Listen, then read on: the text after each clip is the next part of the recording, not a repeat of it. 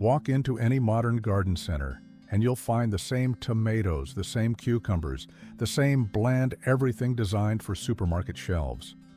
But flip through a 1970s seed catalog, and you'll discover a whole world of vegetables that somehow vanished. These weren't weird or exotic. They were reliable, delicious, and sitting in gardens across America.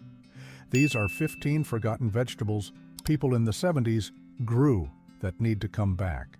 Number 15, kohlrabi. That alien-looking bulb your grandmother grew wasn't from outer space, though it sure looked like it. Kohlrabi sits above ground like a UFO with leaves sticking out at odd angles, creating one of the strangest silhouettes in any vegetable garden. The name comes from German words for cabbage and turnip, which makes sense because it tastes like a crispy cross between the two, with a hint of apple and a subtle peppery note. Thomas Jefferson grew kohlrabi at Monticello and called it turnip cabbage. By the 70s, most American gardeners still knew what to do with it. You could eat it raw in slaws where the crunch stayed firm even hours after mixing. You could roast it with other vegetables and watch it caramelize beautifully. You could slice it thin for salads or pickle it for winter eating. The texture stayed crisp even when cooked, something modern vegetables bred for shipping can't manage. Kohlrabi comes in green, white, and purple varieties. The purple ones look particularly strange, like something that belongs in a sci-fi movie rather than a vegetable patch.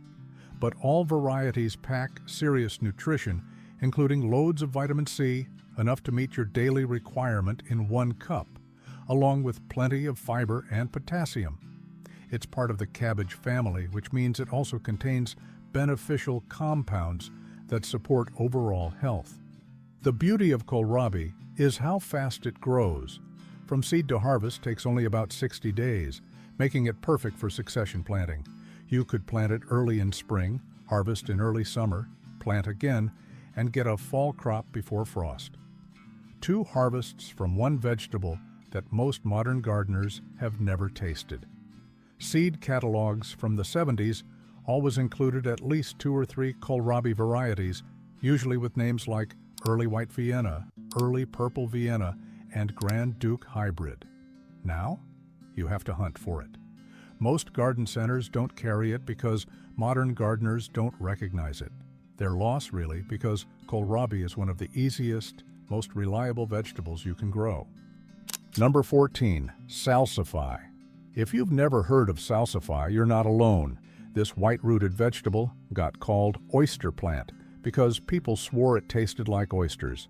Others compared it to artichoke hearts. Either way, it was a regular feature in 70s gardens and completely absent from modern ones. Salsify grows a long taproot, similar to a carrot or parsnip. The root itself is creamy white with a flavor that intensifies after the first frost. Smart gardeners left it in the ground until late fall or even winter to let the cold develop its unique taste. One retired gardener from Pennsylvania remembered, "My father always said you hadn't tasted salsify right unless you harvested it after Thanksgiving. Something about the frost made it sweeter." The plant also produces beautiful purple flowers in its second year, which made it ornamental as well as edible. You could eat the young shoots raw or cook the roots in cream sauce, gratins, or soups. Colonial Americans loved it. Depression-era families relied on it. 70s gardeners grew it routinely. Now it's almost extinct in home gardens. Number 13, rutabaga. Rutabagas got a bad reputation during World War II when Europeans were forced to eat them during food shortages. But in American gardens of the 70s, they were winter staples that nobody thought twice about growing. This Swedish turnip, as it's sometimes called, grows bigger than regular turnips with yellow flesh instead of white. The taste is sweeter, earthier, and more complex than its smaller cousin. After a good frost, rutabagas develop a flavor that's almost nutty. Gardeners in the 70s knew you could store rutabagas in root cellars for months. One harvest in fall could feed a family through winter. You mashed them, roasted them, added them to stews, or served them glazed as a side dish. They were reliable, productive, and nearly foolproof to grow. Now grocery stores sell them coated in wax because nobody buys them fresh anymore. Home gardeners have largely forgotten they exist. The ones who remember often associate them with wartime hardship rather than delicious winter eating. Number 12, parsnips. Parsnips look like white carrots but taste nothing like them. These sweet, nutty roots were everywhere in 70s gardens. They were one of the first vegetables you planted in spring and one of the last you harvested in fall. Before cane sugar became common, people actually used parsnips as a sweetener. That's how sweet they get, especially after cold weather converts their starches to sugar. The creamy texture when roasted makes them almost addictive if you grew up eating them. Variety names from old seed catalogs tell the story. Hollow Crown dates back to the 1820s. Harris Model was the most popular in the 19th century. Half-long Guernsey kept families fed through countless winters. All were available in 70s catalogs. All are harder to find now. Parsnips take patience. They need up to 125 days to mature and taste best harvested after several frosts. Modern gardening culture wants quick results, so parsnips fell out of favor. But for anyone willing to wait, they're worth every day. Number 11, Jerusalem artichoke. This vegetable isn't from Jerusalem and isn't an artichoke. The name probably comes from the Italian girasole, meaning turning to the sun, because it's actually a sunflower variety. Americans have been growing it since before Europeans arrived. Jerusalem artichokes, also called sunchokes, produce knobby tubers that look like small potatoes but taste like water chestnuts. The plants grow 6 to 10 feet tall with small yellow flowers. One planting will spread and come back year after year, sometimes aggressively. 70s gardeners valued them because they were virtually indestructible. Plant them once and harvest tubers for years. They thrived in poor soil, tolerated drought, and stored well through winter. The tubers contain inulin instead of starch, which made them popular with diabetics. The problem? They're too successful. Plant Jerusalem artichokes in your garden, and you'll have Jerusalem artichokes forever.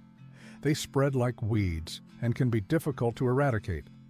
Modern gardeners with small plots avoid them for this reason, but anyone with space should reconsider. Number 10, celeriac. Celeriac looks like something that crawled out of a horror movie. This gnarly, knobby root vegetable wins no beauty contests. But beneath that rough exterior sits some of the most flavorful vegetable you can grow. Also called celery root.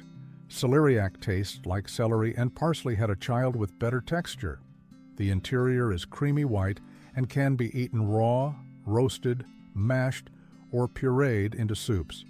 It's been a staple in European cuisine for centuries and was common in American gardens through the 70s.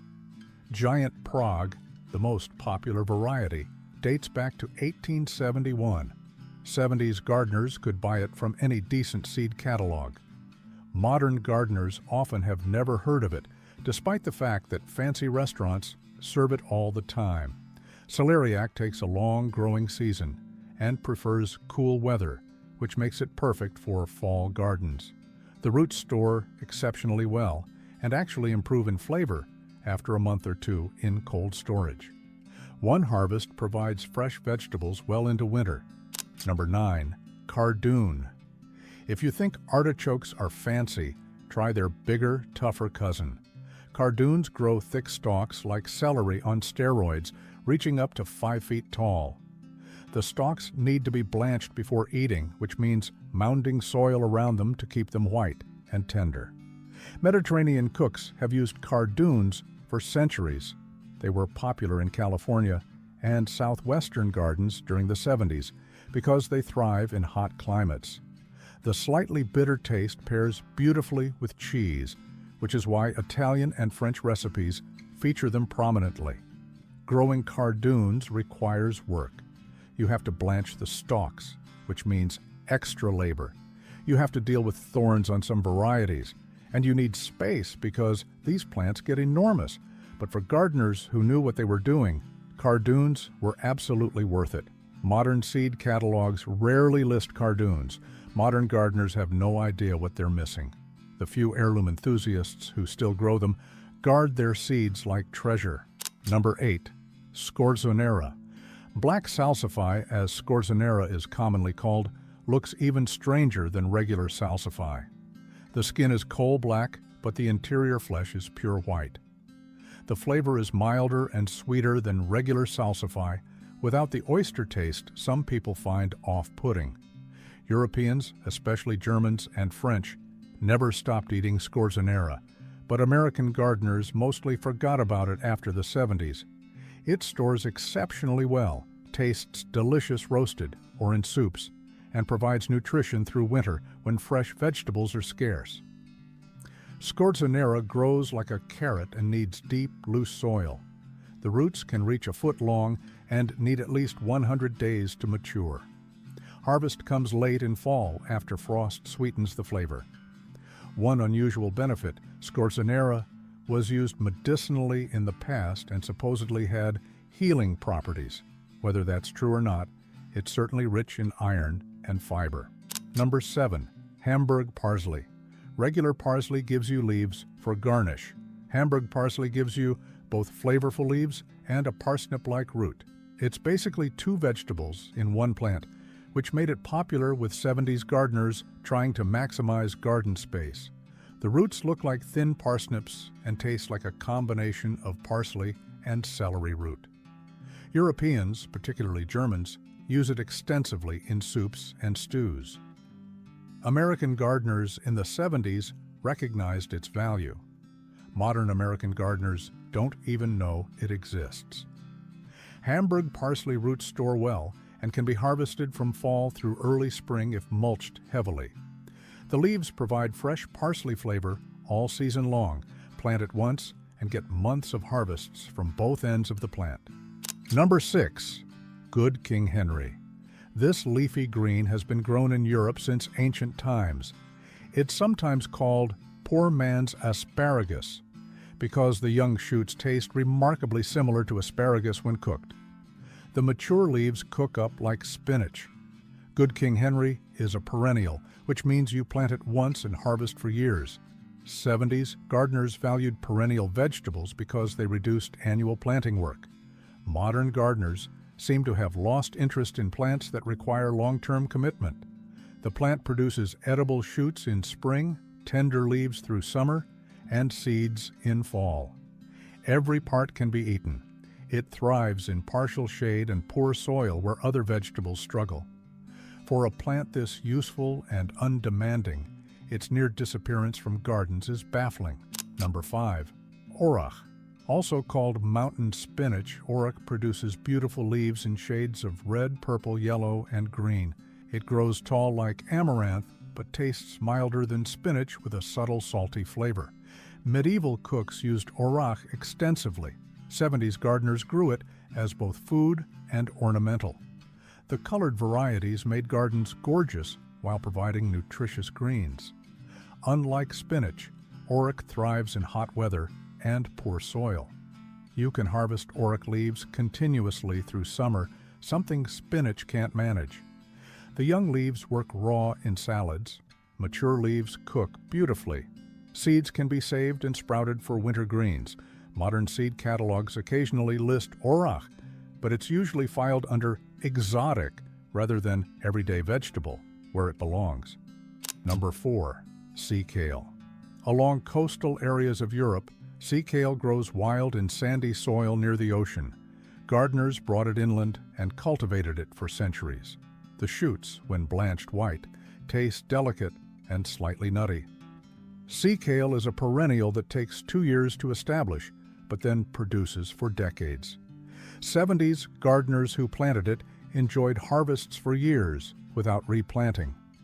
The spring shoots provided one of the earliest vegetables, beating asparagus by weeks. Growing sea kale requires blanching the shoots by covering them with pots or mounds of sand. This keeps them white and tender rather than green and bitter. The effort paid off in unique flavor and reliable production.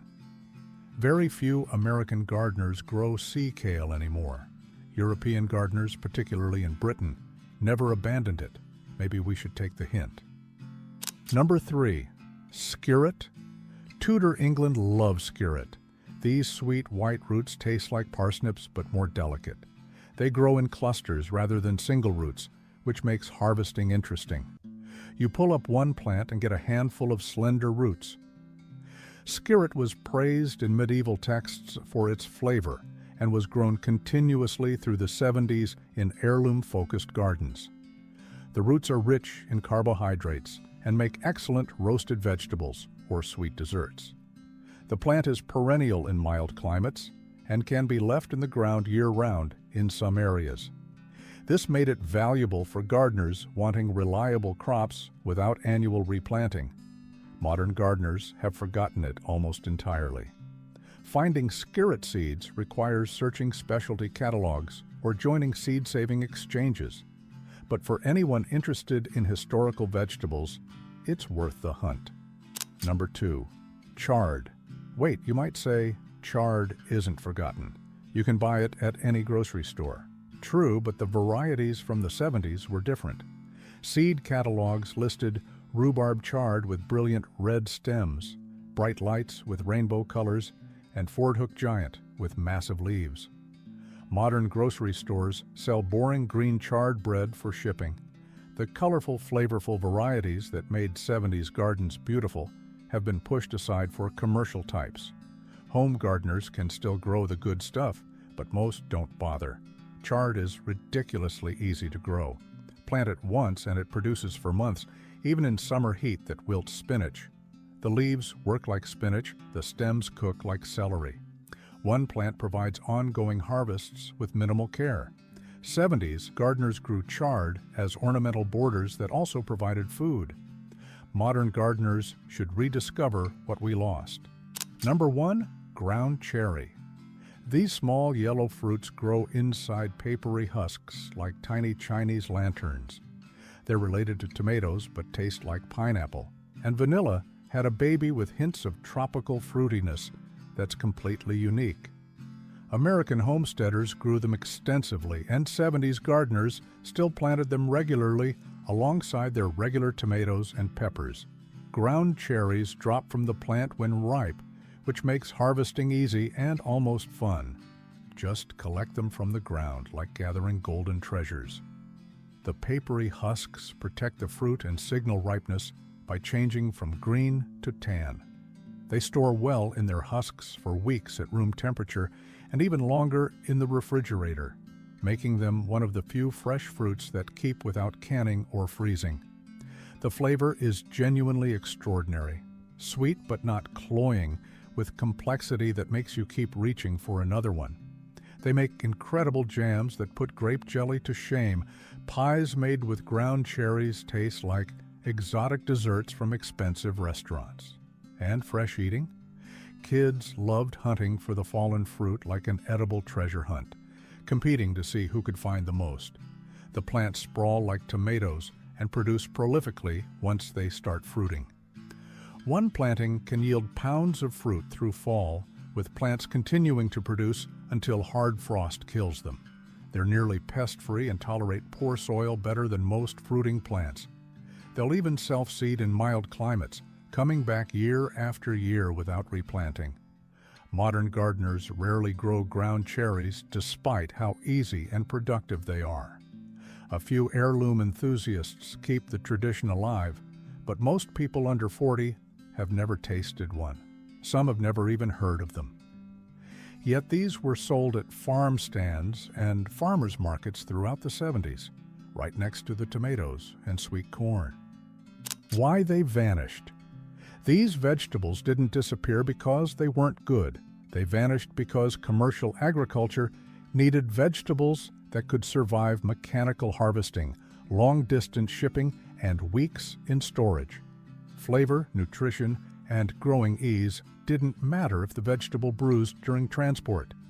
Seed companies started focusing on hybrid varieties designed for industrial farming. The old open-pollinated varieties that gardeners had saved for generations became harder to find. By the 80s and 90s, many had vanished from mainstream catalogs entirely. Home gardeners followed supermarket trends rather than leading them. If you couldn't buy it at the store, you probably didn't grow it in your garden. The diversity that characterized 70s gardens narrowed to the same few corporate-approved varieties everyone else planted. One seed saver from Iowa explained, "We lost over 2,000 vegetable varieties in the 70s alone, not because they weren't productive or tasty, but because they weren't profitable for big agriculture." That knowledge just evaporated in one generation. Why we need them back? These forgotten vegetables offer something modern varieties can't. Flavor developed over centuries rather than decades. They're adapted to home gardens rather than commercial farms. They store without refrigeration.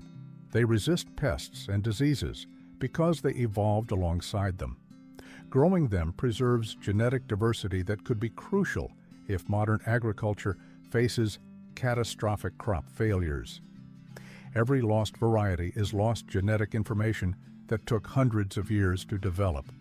Once it's gone forever.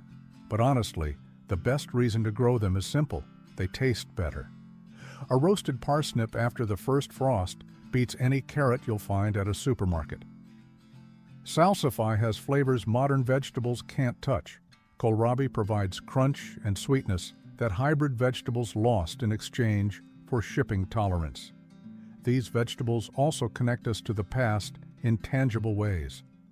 Growing the same rutabaga variety your grandmother grew creates a living link to previous generations. Saving seeds and passing them to your children continues traditions that sustained families for centuries. Where to find them? Mainstream garden centers won't help you. They stock what sells in bulk, which means the same hybrid tomatoes and peppers everyone else grows. Finding forgotten vegetables requires specialty seed companies that focus on heirlooms. Seed Savers Exchange maintains one of the largest collections of heirloom varieties in America. Baker Creek Heirloom Seeds specializes in rare varieties from around the world. Johnny's Selected Seeds carries many traditional varieties alongside modern ones. Territorial Seed Company focuses on varieties that actually work in home gardens. Seed-saving groups and exchanges provide another source.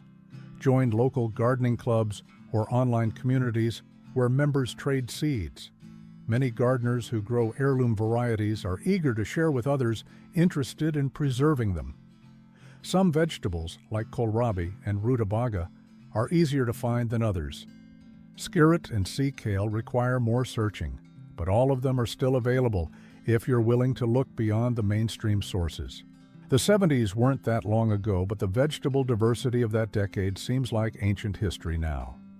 Kohlrabi, salsify, rutabaga, parsnips, Jerusalem artichokes, celeriac, cardoon, scorzonera, Hamburg parsley, good King Henry, orach, sea kale, skirret, colorful chard, and ground cherries all deserve space in modern gardens.